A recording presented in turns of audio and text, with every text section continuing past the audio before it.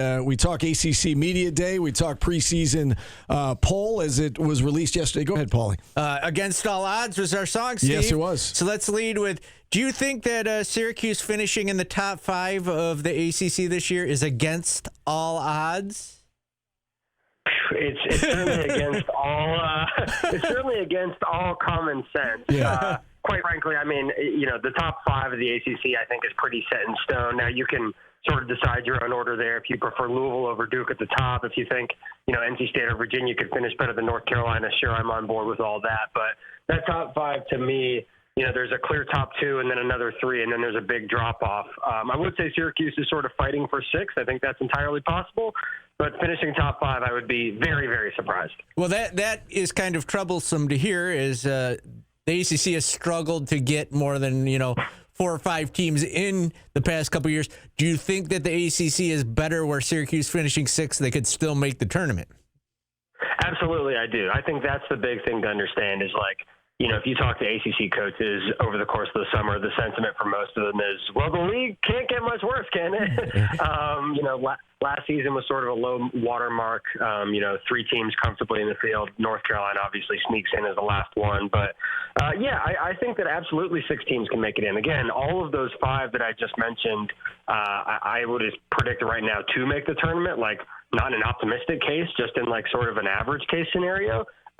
Then I think Syracuse, Miami, SMU, those are the teams to me that are going to be competing to see if the ACC can get 6 or 7 teams in. And I think Syracuse has the horses to get there. It's going to be a question of if Adrian Autry can actually coach them to their potential. Along those lines, we should point out that you seem to like Syracuse maybe a little bit more than some of the other voters. You've got them 6th in your poll with The Athletic. What do you like most about this Syracuse squad?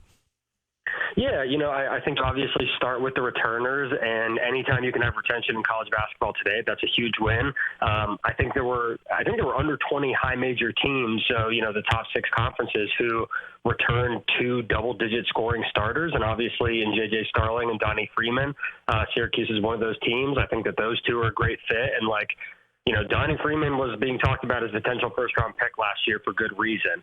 Assuming he's healthy, and it sure sounds like he's had an impressive summer by all accounts, those 2 are a great foundation. And then you look at the transfer portal haul, I think, Alex Klein, the general manager there, and Red Autry did a really impressive job. This is one of the sneakier transfer portal hauls, I think, in the league and maybe even the country. Nate George is one of my favorite ACC point guards the last couple of years. Nate Kings was close to being a 50-40-90 guy. And then obviously you finally have Syracuse's high school recruiting efforts sort of back to where the Orange historically had expected to be, where you're bringing in top 30 5-star guys. Fennell from Australia, too, I think can be an impactful player. So, I think other than at center, there are a lot of answers for Syracuse this year. And again, the question to me is not about the talent. It's about, can Red Autry make all the pieces fit together? You mentioned Nate George there, and I asked my co-host this at the start of the show. If Nate George had played at Syracuse last year, would the production they're bringing back even now, would you have picked them higher? I think I probably would have. I mean, I think you could make the argument Bayon Dongo was really good last year for Georgia Tech, but if you wanted to tell me you thought Nate George was the best player in Georgia Tech's roster, I think there's an argument for that. Just in terms of his vision, getting everybody involved, again, you can sort of see what Red wants to do offensively. He's going to have JJ. JJ's going to have the ball in his hands a lot. But in Fennell, in Kean Anthony, you have got, off the ball, Donnie even to some extent, you have guys who are going to be able to make shots. So having someone like Nate who can split the ball handling responsibilities with JJ, rather than having to beat your guy on the drive and get by him every single time and create something for yourself, I think he will see a huge benefit in maybe being able to just catch and go rather than having to create off the dribble as much this year. So, yeah, I think he's an incredibly underrated point guard. I'll put it to you guys this way. I know there were a lot of other teams in the country who would have loved to have had Nate George on their roster, who sniffed around and weren't able to bring him in this summer. So, definitely an underrated pickup for Syracuse, and, he could be the guy who makes all the pieces come together. Yeah, we spent time reading the message boards from North Carolina. Yeah, they wanted him, when he was when he signed here, so they were not happy. Yeah, no doubt. They certainly wanted him. Brendan, you look at SU's schedule, and they've got 2 really tough stretches. They've got this tough stretch at the end of November where they go out to Vegas, and then they come back and play Tennessee right after that in the ACC, SEC Challenge. And then really the month of February is very difficult for them as well with road games against those upper echelon teams that you talked about in this conference. How important is that late November stretch where they go out to Vegas? They've got Houston, Kansas, and then that opponent to be determined before they come back home to take on St. Joe's in Tennessee. What do you think they need to get done in Vegas to kind of set themselves up for a potential run to the NCAA tournament? Do they have to get at least one game? Do you think it would have to be two? What do you think Vegas has to look like for them?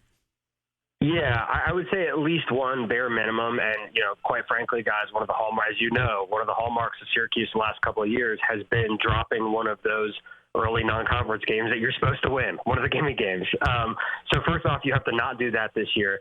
And then, especially when you look at the rest of the non-conference schedule, there isn't a whole lot to be excited about outside of Players Era. So winning one of those games would be huge. I mean, Houston is going to be a force. Kansas, maybe. We'll wait and see how the rest of the pieces around Darren Peterson, their star freshman, look. You've got to get at least one of those non-conference games to have any sort of non-conference argument, I think, especially as you guys are talking about. I don't know who Syracuse pissed off the league office to get at North Carolina, at Virginia in back-to-back games in the span of a week. I mean, that is tough. But, again, especially going on the road to some of those teams who are going to give you quad one opportunities, you have to make sure that you're not setting it up where, you don't want to be coming into February and need to win at North Carolina, at Virginia, and at Duke all in the span of 4 or 5 games. Right. That's unrealistic for any team in the country, I think. Syracuse, again, they have good talent, but that's a tall ask. So it's really imperative this year that Syracuse gets some feather in its cap that it can hang in the non-conference, so that once you do get into ACC play, if you can pick up a win or two against some of those upper echelon teams, now all of a sudden you've got an argument for the NCAA tournament. Year 3 for Adrian Autry as head coach, and John Wildhack has said that he wants to see Syracuse playing meaningful games in the month of March. John Wildhack, the athletic director here. The Syracuse fan base, I think to them it feels like, and I think it feels like to us too in the media, it feels like tournament or bust this year for Autry and for the program. For somebody who's, kind of outside the walls of Syracuse here and covering the conference as a whole, do you agree with that assessment? Do you feel like it's got to be NCAA tournament this year, or that Syracuse may have to make a change moving forward? Yeah, I'm based here in North Carolina in the Triangle, and there's a lot of those conversations about Hubert Davis, too, in North Carolina. Not can he make the tournament, but he's got to win games in the tournament. At the end of the day, if Syracuse finishes 10th or 11th in the ACC and is not playing competitive games at the end of February, I think it's hard to argue this season has been anything but a failure. To me, if we get to that end of February and let's say Syracuse does get one of those big non-conference wins, let's say they are able to steal one on the road, at an NC State, at a Virginia, something to that extent, and you get to late February and you're at least on the bubble, even if you don't end up getting in, I think that can be a defensible argument given the offseason strategy and the overhaul that you saw, especially with Alex Klein finally getting to, have a full offseason and bring in a full complement of players. I think if you're competitive in that extent, there's an argument to be made for keeping Autry around for a 4th year. However, if what is Syracuse in the preseason ACC poll? They're 9th. Yeah. If you're finishing below that, that's where we have to start having conversations because, quite frankly, as we've seen in this era, there's no reason why going into year 3 at a program with Syracuse's resources and history and prestige that you're not competing to be in the NCAA tournament every year. That should be the standard at Syracuse. It always has been the standard at Syracuse, even with sort of a little downturn recently. So, again, I wouldn't go quite so far as to say tournament or bust because, it is a tough conference schedule, especially with some of those locations.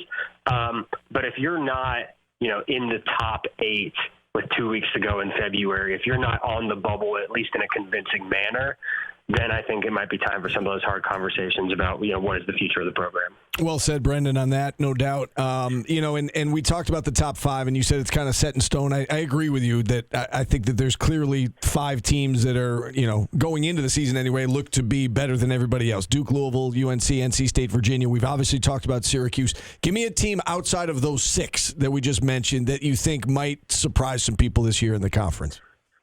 Yeah, one who I mentioned before is sort of being in that next tier, in the 6 to 10 tier, if you will, as far as I think they can be bubble team in late February. I'd say Miami. first-year head coach in Jay Lucas, had been Duke's defensive coordinator the last 3 years. John Shire's first 3 years in town, had a top 16 defense every year. I don't know that Miami is going to be able to score 65 points a game just because they have limited depth and limited offensive upside. But they are going to be an absolute bear to play defensively. They have length at every position. They have guys who are proven at the high major level. Ernest Ude is a rim protector. True Washington is a great point of attack steals guy. Their top recruit, Sheldon Henderson, is 6'6", but with a 7-foot wingspan. He's a man-child. They have the pieces, I think, to make a lot of teams uncomfortable. And that's the key in this league sometimes to knocking off, that top 5 that we've been talking about. So sort of the same way I look at Syracuse is the same way I look at Miami. I think Syracuse probably has more talent on the whole. But if you're looking at a team that is outside of the top 5 that I think has a chance to make the NCAA tournament this season, those would be 2 of the ones who I would have at the top of the list. If you were going to say one of those teams in the top 5 could falter, which one do you think it would be? Yeah, that's a tougher question. I think Duke and Louisville, to some extent, even if they quote unquote falter, they're going to falter to being at the back half of the top 25, not missing the NCAA tournament. NC State, I spent a couple of days over with Will Wade and what they're building in Raleigh right now. I am really, really in on NC State this year, so it's hard for me to pick them. North Carolina, spent a top 25 roster. I think does have a top 25 roster. Again, can Hubert Davis make all the pieces come together? I think just as process of elimination, I'd probably go with Ron Odom at Virginia. That's a team that has a lot of interesting pieces. They've got an all-international front court. Dice DeRitter, who came in as their stretch 4, is a guy who, probably would have been drafted in the NBA this year if he stayed in instead of coming back to college.